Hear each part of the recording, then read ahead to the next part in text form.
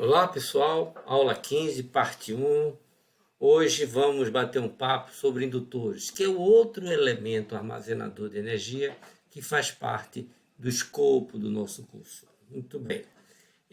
Hoje nós vamos falar do princípio de funcionamento do indutor. No próximo bate-papo a gente fala das grandezas elétricas do indutor e finalmente da associação deles em série e em paralelo.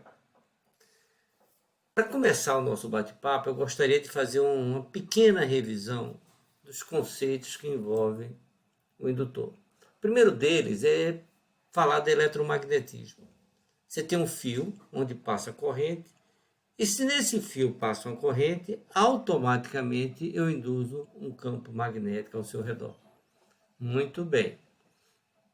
Se eu quiser que esse campo magnético indutivo, esse fluxo, seja mais forte, para essa mesma corrente que está atravessando o condutor, eu dobro esse fio em forma de espira,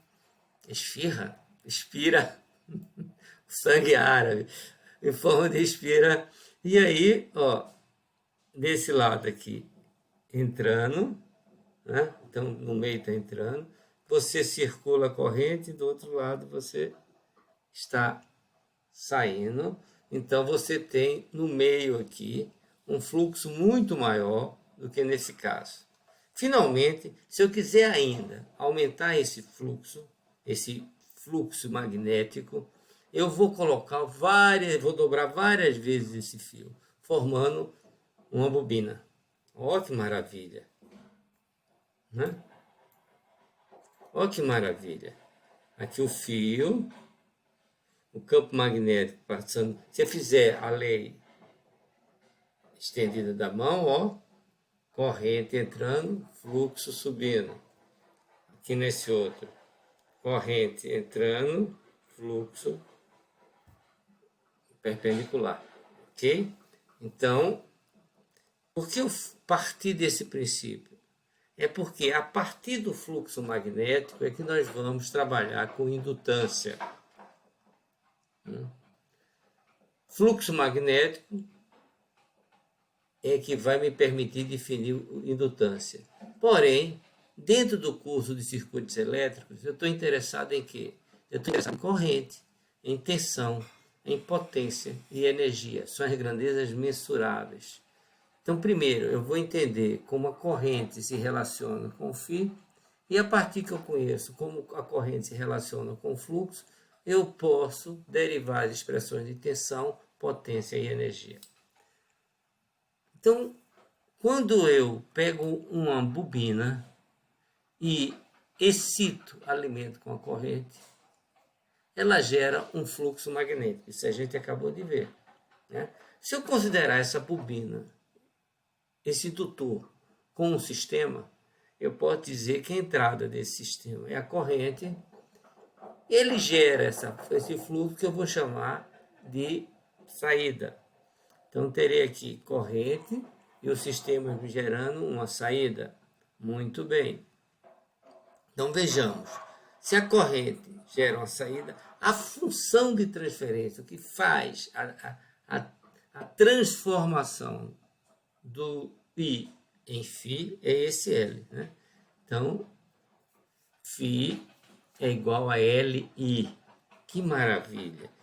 E esse Φ vai ser dado em quê? Esse fluxo. Esse fluxo é dado pela indutância versus a corrente. Qual será a unidade de indutância? Fluxo é dado em Weber, corrente é dada em ampere. Então, indutância é Weber por ampere, que nós vamos chamar de Henry. Ok? Muito bem. Um indutor é um fio enrolado com várias espiras, que a gente chama isso de bobina. Então, a indutância, indutor é o elemento, indutância é a propriedade do indutor. E essa propriedade do indutor, como nós podemos defini-la? Nós vamos definir como a capacidade dessa bobina de, quando percorrida por uma corrente, criar um fluxo magnético. Então, o que significa? Se a corrente é percorrida, desculpa, se a bobina é percorrida pela corrente, eu tenho como resultado um fluxo magnético. Ó, corrente. E essa relação é uma relação linear. Ou eu vou limitar a utilização desse elemento no escopo do nosso curso, na região linear. Ok? Muito bem.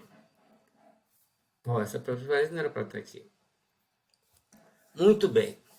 Vamos falar agora de permeabilidade magnética. Na realidade, eu sei que φ igual a Li, eu quero aumentar o fluxo magnético em um indutor sem alterar o número de espiras. Olha que coisa legal.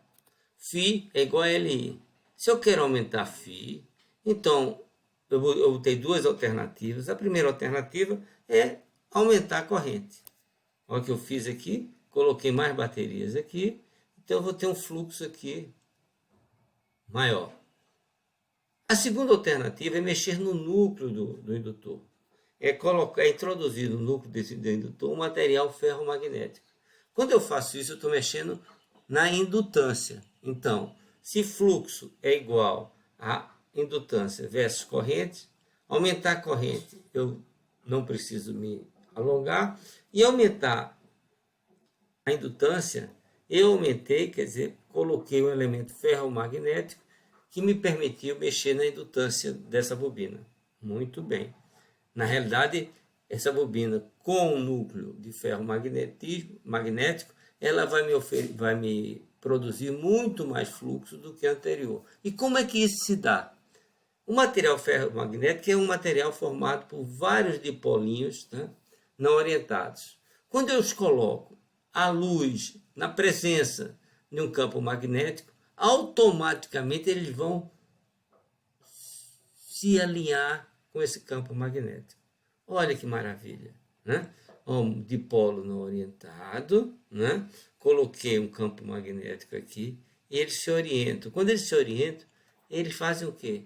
Eles contribuem para o crescimento do fluxo. Olha que maravilha. Material desmagnetizado, coloquei na presença do campo magnético, eu orientei, eu alinhei todos os dipolos. Ó, eu tinha aqui a minha bobina com núcleo de ar, que produzia, para uma certa corrente, produzia um certo fluxo. Quando eu introduzo o núcleo de ferromagnetismo, eu oriento os dipolozinhos que vão me dar um fluxo total muito maior. Olha que maravilha, ó. Um indutor sem fluxo, sem núcleo ferromagnético e um indutor com núcleo de ferro. Ó, um núcleo de material ferromagnético tem o efeito de multiplicar por centenas ou milhares de vezes o campo magnético do indutor comparado com o caso com o núcleo de ar. Foi o que nós fizemos. Então, quer dizer, essa indutância que aumenta o fluxo magnético, que é a variável que estamos trabalhando, essa indutância que aumenta o fluxo magnético, ela varia com o núcleo do indutor, lógico. Então, o material do núcleo, ó, aumenta a indutância. O número de voltas, a gente já sabe que aumenta a indutância. Então, nós temos dois parâmetros aí, número de voltas e o material do núcleo, que permitem você aumentar o fluxo magnético, aumenta a indutância e com isso aumenta o fluxo magnético. Os outros dois parâmetros estão associados à topologia, às dimensões do indutor. Um deles está associado à área transversal, e o outro, o comprimento. A indutância é diretamente proporcional à sua área e inversamente proporcional ao seu comprimento. Então, ó, material do núcleo aumenta a indutância. A área de seção transversal aumenta a indutância. Número de voltas aumenta a indutância. E o comprimento diminui essa indutância, ok? Muito bem. Agora nós vamos entrar na parte, no prato de resistência dessa nossa aula, que é a relação de indutância com a lei de Faraday. Todo mundo se lembra o que é a lei de Faraday. O que é que diz a lei de Faraday? A variação de um fluxo magnético cria uma tensão em sentido contrário. Opa! Então vamos lá. O que é que eu estou representando aqui? Uma bobina.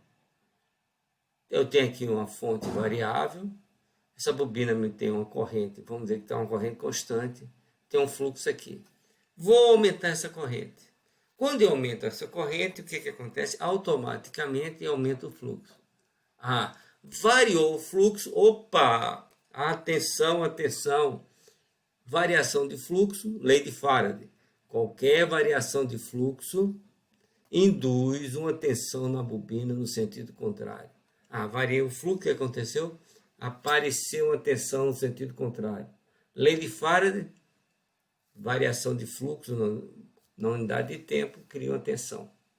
Muito bem, o que faz essa tensão?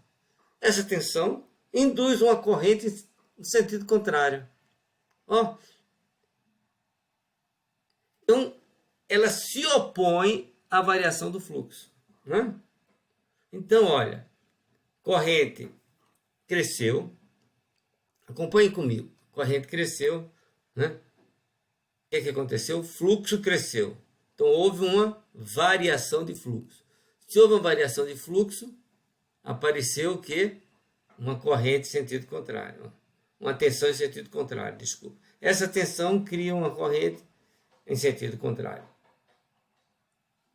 Que maravilha! Conclusão: